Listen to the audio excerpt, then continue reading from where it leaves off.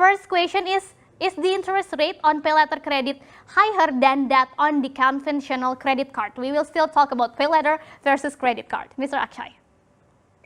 Sure. Great questions from the audience. First things first, in general, interest rates on pay later products are slightly higher than they are on credit cards.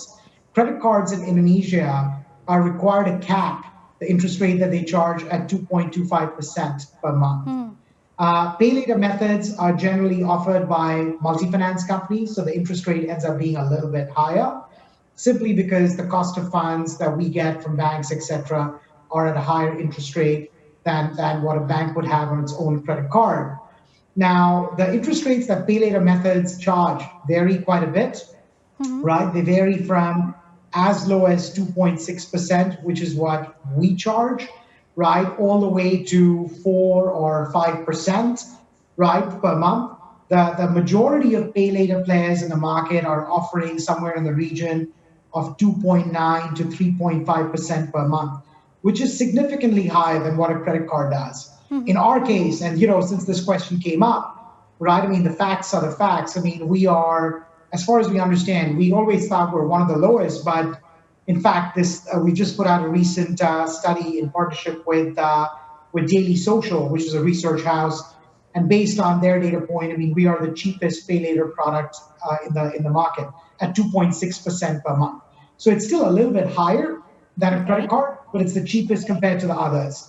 We also offer, if you pay back in full in 30 days, 0% interest rate per month, which is exactly like a credit card. So if you buy and pay back your bill in full within 30 days, just like a credit card, we'll actually charge you nothing, 0%. Now that's for us. It's very hard for me to comment on some of the other pay later companies that have come up.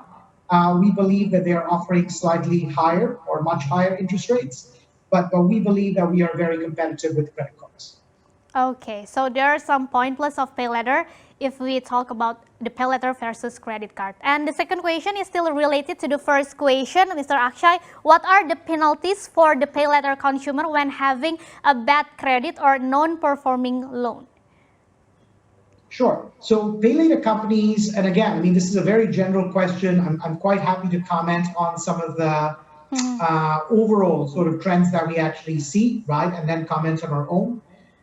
Pay later products are really being offered under either multi-finance companies or, to a smaller extent, peer-to-peer lending companies, right? I mean, in general, the penalty rates for people who are late end up being very similar to what are actually charged by credit card companies. They're a little bit higher, but they're quite similar, right? In our case, right, I mean, we are a little bit higher. We're charging, if you're actually late on your loan, we're charging you 4% per month as a penalty interest, right?